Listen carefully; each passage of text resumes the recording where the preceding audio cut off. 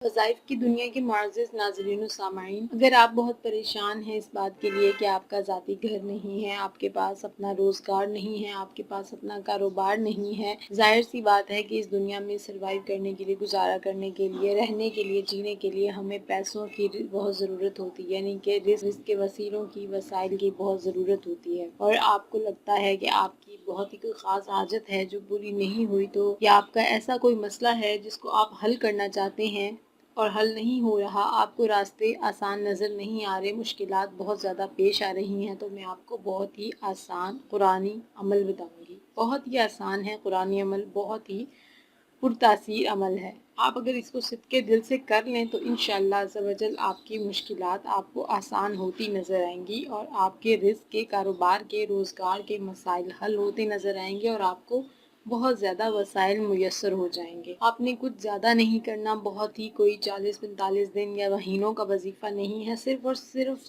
3 دن کا یہ عمل ہے، 3 دن کا یہ وظیفہ ہے۔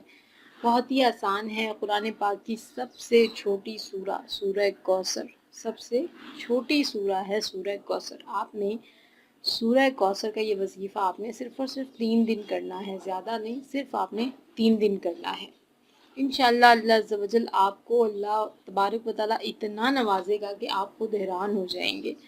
آپ نے وظیفہ کرنا اس طریقے سے ہے کہ آپ نے یہ وظیفہ 3 دن کرنا ہے صرف، اور آپ نے اس کو 3 دن کرنا ہے اور دن میں 3 بار ہی کرنا ہے، یعنی کہ کل ملا کے 9 بار ہو جائے گا۔ اب کرنا کیسے ہے، اس کی ترتیب کیسے ہے؟ اس کو آپ نے صبح اور دوپہر اور شام کرنا ہے۔ تو صبح، دوپہر، صبح آپ نے کب؟ صبح فجر کی نماز کے بعد آپ کریں گے، اس کے بعد دوپہر ظہر کی نہیں بلکہ عصر کی نماز کے بعد آپ اس کو کریں گے، اور اس کے بعد عشاء کی نماز کے بعد کریں گے، ٹھیک ہے؟ یہ ہوگی اس کی ترتیب، یعنی کہ اس کا وقت۔ آپ نے کرنا یہ ہے کہ آپ نے سورہ کوثر اول آخر درود پاک کے ساتھ 129 بار پڑھنی ہے۔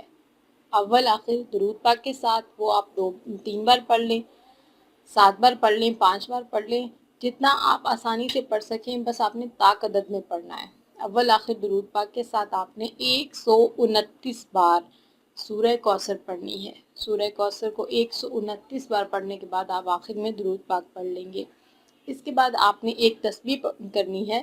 آپ نے اول آخر درود پاک کے ساتھ یا وہابو یا مجیبو، یہ دونوں آپ ملا کے پڑھیں گے، اور آپ نے اس کی ایک تسبیح کرنی ہے، یعنی کہ آپ یا وہابو یا مجیبو پڑھنے کے بعد ایک تسبیح کا دانہ کاؤنٹ کریں گے۔ یہ آپ نے 100 مرتبہ پڑھنا ہے۔ انشاءاللہ عز و جل، انشاءاللہ انشاءاللہ انشاءاللہ عز و جل آپ کی ہر جائز خواہش پوری ہوگی۔ اللہ تعالیٰ آپ کے روزی رزق کے مسائل کو ختم کرے گا، اور آپ کو بہت زیادہ وسائل میسر ہوں گے۔ انشاءاللہ عز و جل جب وسائل میسر ہوں گے تو آپ اپنا گھر بھی بنا سکیں گے انشاءاللہ عز و جل۔ اس کو صدقے دل سے 3 دن جذبے کے ساتھ، لگن کے ساتھ کر کے دیکھیے گا، انشاءاللہ عز و جل آپ کے تمام مسائل حل ہو جائیں گے انشاءاللہ۔